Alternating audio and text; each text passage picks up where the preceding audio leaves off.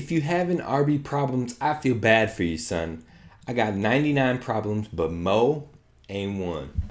Hey, You are Locked On Golden No matter what Gophers, we're going to do here, we're just going to keep rowing. your daily podcast on the Minnesota Whatever Golden however it Gophers. turns out, we're just going to keep rowing. Part of the Locked On Podcast Network, your team every day. We're just going to keep rowing, and keep rowing.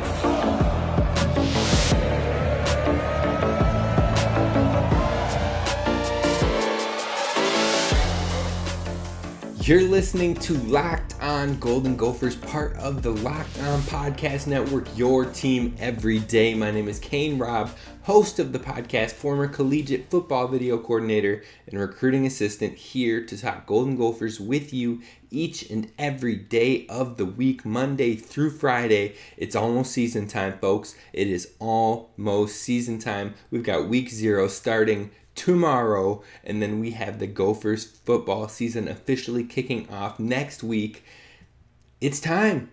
It is time. And today we are going to be talking about none other than Mohamed Ibrahim, our starting running back, who is back healthy and ready to run.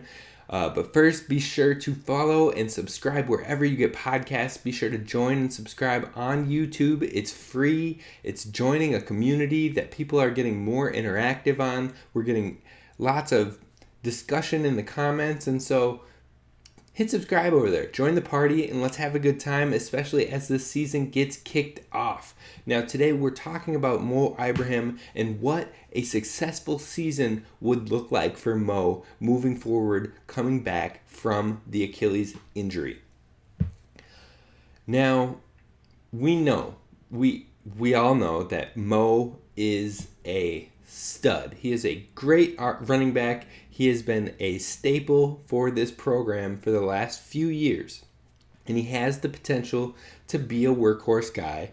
And he should be playing on Sundays in the very near future. He should be playing in the NFL. He should be thriving and surviving, folks. But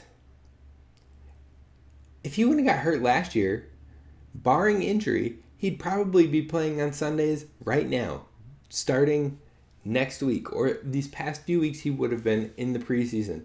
He has that talent. He's proven that talent. But the injury happening makes it feel like people have forgot about him or left him for dead, and that the world has forgotten about Mo. And the level of talent that he brings to this program, which we're going to talk about today. We're talking about a running back who was yardage-wise, 2018 had 1,100 yards, 1,160 yards. 2019 had 604 yards, a down year. Then he had, in 2020, he had 1,076 yards. And then in 2021, he had 163 yards. Now, in that quote-unquote down year in 2019, Mo Ibrahim was splitting with Rodney Smith, who had 1,100 yards of his own. So you can't even really fault him for that. He was playing with another running back who played absolutely phenomenal. But it's not just about his rushing yards. As a runner, PFF gave him a run grade of an 81.9 in 2018, 82.4 in 2019, 83.4 in 2020. Gradual progression as we're going. Rock solid grades as we're going. And then last year he got a 73.5 after playing 3 quarters. And I'm not even sure how he got a 73.5 after rushing for 163 yards against The Ohio State University in less than a full game. So, and had 2 touchdowns and had no fumble. I mean, that grade baffles me a little bit, but overall, he had 1,076 yards in 2020, and that was in a Big Ten shortened season with 7 games played. He had over 100 yards in each one of those games and 200 yards in back-to-back games during that season. In fact, he is currently on a 9-game streak of 100 yards or more. The end of 2019, the bowl game against Auburn, he had 140 rush yards. Every single game in 2020, he had over 100 or over 200 yards One of the two throughout every single game of 2020, and then he came against Ohio State in the first game this year in 2020 or this past year in 2021 and had 163 yards in 3 quarters. So he's on a 9-game streak right now. And in that 9-game streak, he's had rock solid numbers as far as yards per carry as well. In fact, since 2018 he had 5.7 yards per carry. 2019 he had 5.3 yards per carry. 2020 he had 5.3 yards per carry. In 2021 he had 5.4 yards per carry. Consistently popping off 5 yards a carry. And again, that's an average, so he could get more than that here and there, and then he'll have less than that here and there, and it brings it to that average. But over 5 yards a carry is great. I don't care who you are. Over 5 yards a carry is rock solid. That's a great clip. But Mo chunks away to get his yards. It's not just like he's breaking off an 80-yard run and then having a bunch of like 3-yard runs for the rest of the game. He consistently gets solid chunks and still keeps his yards per carry higher.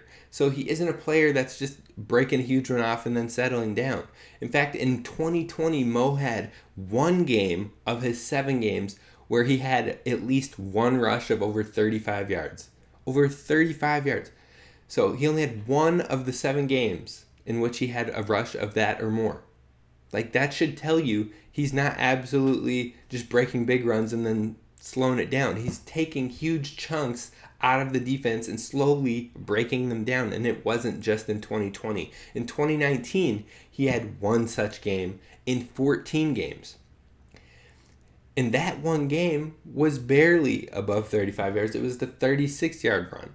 Now, in 2018, he had 3 of the 14 games in which he had over 35 yards in at least 1 carry. And that was in the 200-yard game in the bowl game. So, in fact, in his 9 straight 100-yard games, he only had 2 games. 2 games in these 9 straight that he had over 100 yards in which he had a rush over 35 yards.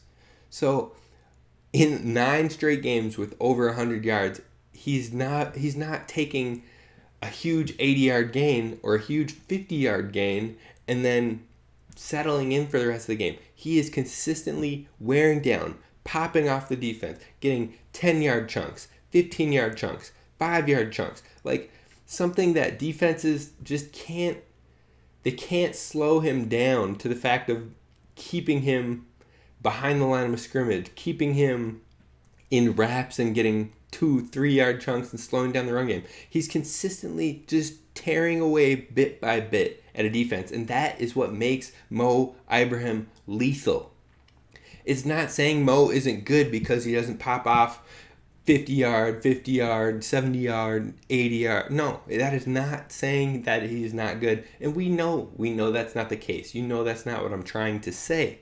But if anything, I think it makes him more impressive that he has the amount of yards that he is able to get. He is consistently putting up a rock-solid yards per carry,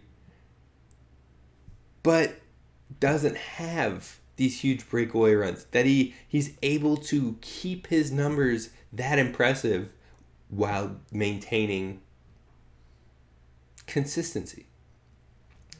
Now, in fact, I believe that lower run grade, especially this past year, but over all of his seasons, the lower 80s, which is not a bad run grade, but it's not up in the high 80s or low 90s that we see like Deuce Vaughn has gotten the last couple seasons. Deuce Vaughn is a rock-solid running back. Deuce Vaughn has earned his hype, but I don't think he's levels and levels better than Mohamed Ibrahim. So I think that less breakaway runs is what is keeping Mo's grade lower when it comes to PFF run grades. So if anything, I feel like Mo is undervalued even in that sort of setting and rating system. Now, not only is he consistent in that manner, but he also has very good vision and it helps him at finding openings and continuing to chunk away at the defense. But he also is good with yards after contact and making people missed tackles forced. So in his time at the U, he's had 10-plus yard runs. In 2018, he had 26 10-plus yard runs. 2019, he had 17 10-plus yard runs. 2020, he had 30 10-plus yard runs in those 7 games. And then he had 3 against Ohio State in 2020 before getting hurt. So he's getting those chunks, like I said, but also missed tackles forced is what I was really aiming for here. When it comes to missed tackles forced, Mo had 34 missed tackles forced in 2018, 27 missed tackles forced in 2019, and 37 missed tackles forced in 2020. He also forced 3 misses in that Ohio State game. So forcing missed tackles, chunking away at the teams, and finding the open hole, having clean cuts, that's a part of who Mo Ibrahim is. But he also has been great with yards after contact, where he's consistently getting 3 to almost 4 yards after contact as an average. And in that Ohio State game, he was almost at 5 yards after first contact. So he's not going down right away. He's hard to bring down. He's forcing missed tackles. He is a rock solid running back, but none of this is new information to you. So how does he prove he's back? How does he show NFL scouts? How does he show Gophers fans that he is back and have a great season this next season? What would deem as a successful season? That's what we're going to talk about coming up next. First, let's talk about our friends over at BetOnline. They're giving you the latest trends and actions. They've got live betting. They've got casino games online. They've got esports. They've got you covered on futures bets. They've got you covered on odds, props, more lines than ever before. They're keeping you posted when it comes to the latest and greatest on numbers. BetOnline is where you need to go when you're looking to know what the latest odds are. BetOnline, where the game starts. So we're talking about Mo Ibrahim, and in terms of success to help lead this team to its goals, Mo Ibrahim will probably need about 800 or more yards once again. Cracking over the 1,000 yard mark will not only put us in a healthy spot, but it also puts Mo's draft capital, draft stock back intact coming off of an injury, an Achilles injury. Having 3 to 4 of your seasons with multiple 1,000 yards rushing, it's hard to argue against that. Coming with 1,000 yards after an Achilles injury, hard to argue that you're not there, especially playing in the physical, aggressive Big Ten. Now, he should have all the opportunity to prove that he is good to go with the schedule that the Gophers play. Only 3 schools on that schedule had a rush defense last season that was within the top 50 rush defenses. Only 3 schools in that 12-game season. Now, those 3 schools are all top 15 last season when it came to rush defense, but 2 of those 3 are the last 2 games of the season, so we have time to work into it, time to ramp up to it, and it's not gonna tear any confidence down or anything early on. In fact, how it goes this season is New Mexico State comes in at 112th last season in stopping the run.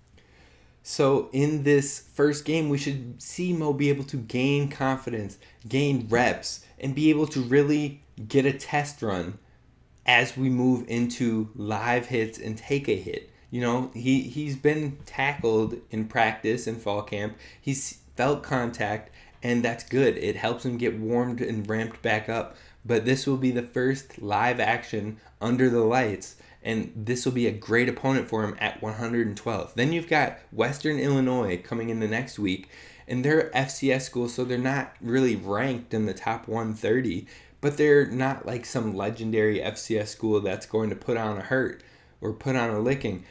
They were 2-9 overall last season. Now, I'm not saying count them out. I'm not saying take them lightly. I'm just saying that they should be a team that we shouldn't have any problems running the ball against. Then you've got Colorado. Colorado came in at 96th the prior season, and they've got Mike Sanford. So you could say, oh, well, maybe they'll improve because Mo ran really well under Mike Sanford. You could be right, but I wouldn't put a huge potential jump. And again, that's on the offensive side of the ball. On the defensive side of the ball, they were 96th, stopping it. So I wouldn't even put a huge jump in any improvements.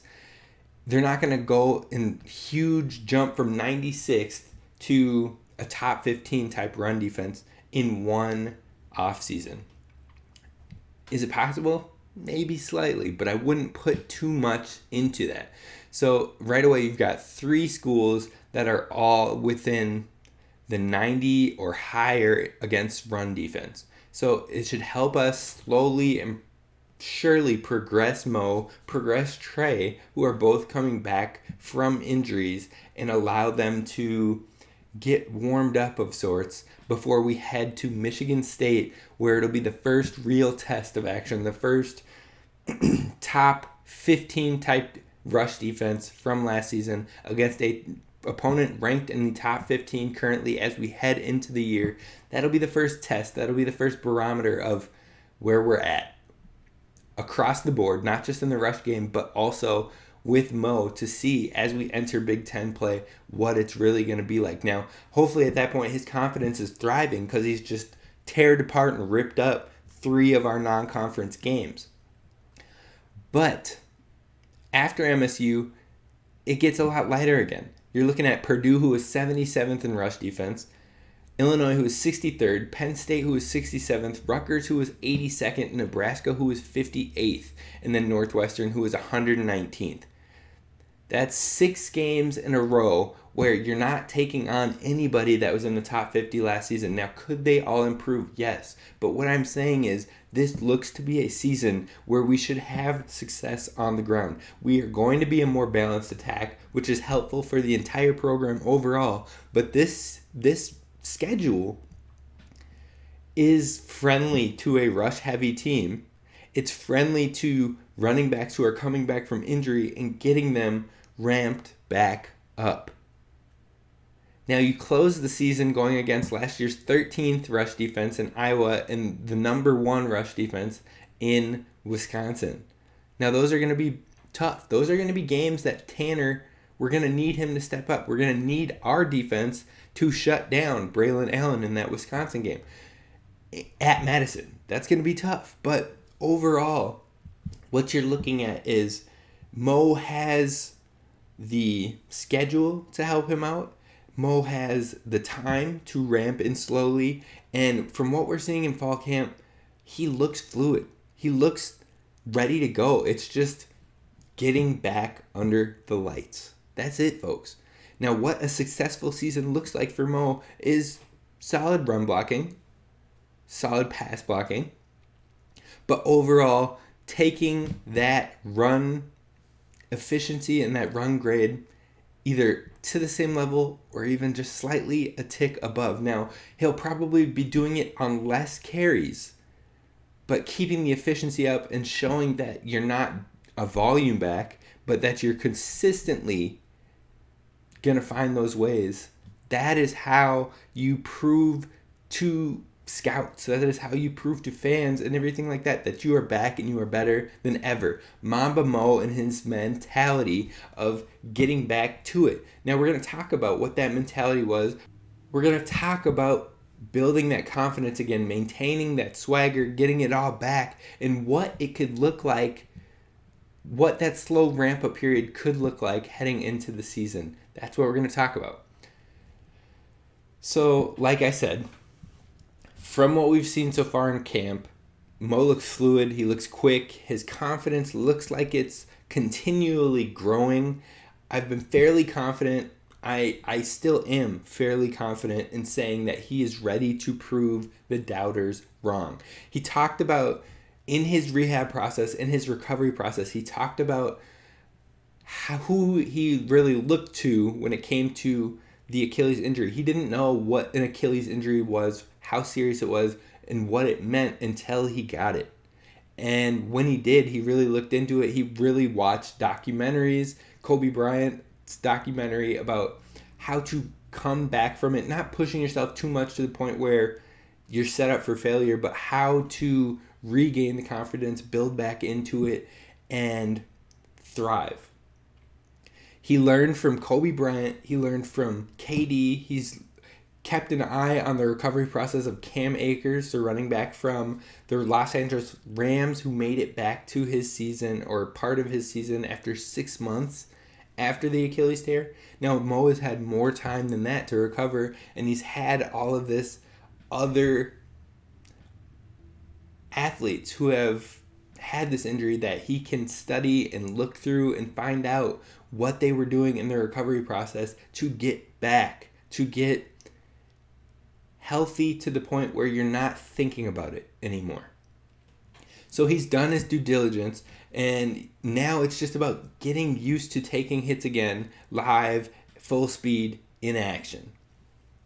But again, he won't need to be thrown in from the jump. He honestly will probably see more of the 20 to 25 carries a game to start out the year, as opposed to the 30 carries and 3/4 that he saw in the Ohio State game.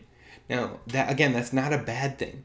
But that plus playing against 3 weak rush defenses to start the year should really help him in regaining that confidence, that swagger, that momentum before heading to play a top 15 school and a top 15 rush defense from the past year.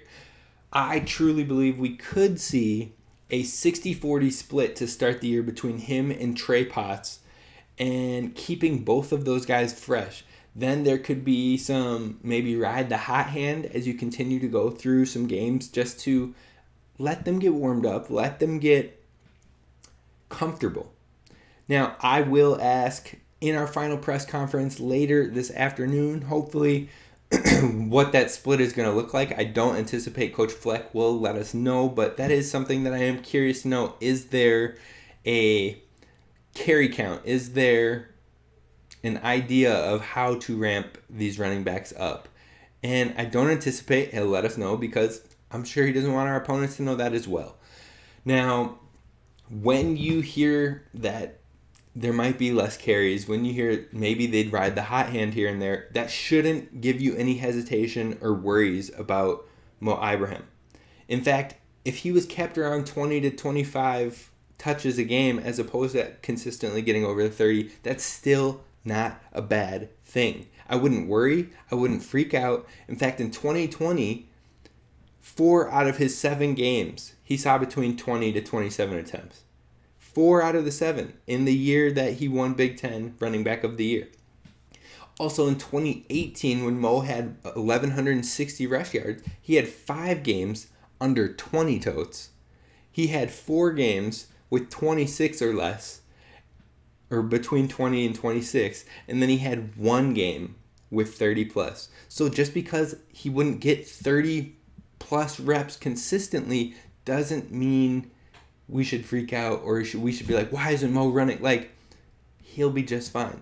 He'll be able to go at his own pace to be available when we need him most, as we get to these contending games, as we play at Iowa, as we play at Wisconsin, as we hopefully play in a Big Ten conference championship.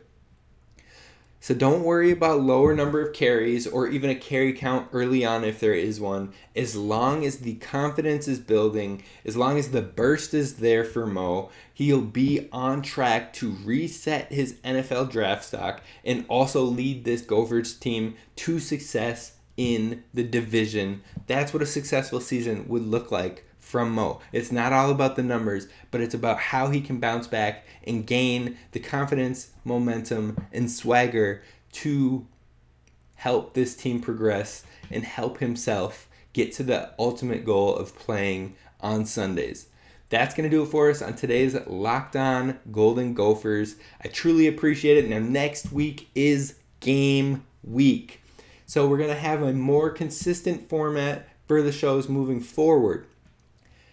Next week is weird because the game is on a Thursday, so it'll still be slightly different. But after that, we will have continuous Mondays where we'll talk about what happened that last weekend in the game, things that we need to improve on, things that went well. And then Tuesdays, we're going to go into opponent breakdowns. We'll talk about tendencies. We'll talk about the last few opponents they've played. And we'll keep honed in on the key players on both sides of the ball. Wednesdays, we'll maybe do a little bit of injury update, and then we'll also talk about matchups and 3 focus points to win.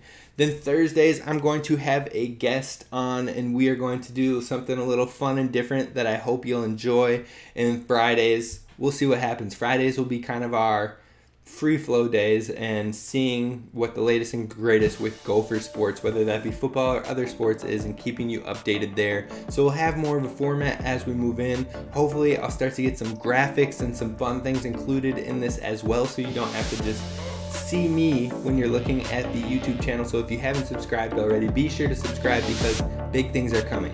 I appreciate you listening. That's going to do it for us. Have a good one. I'll see you next week. Peace.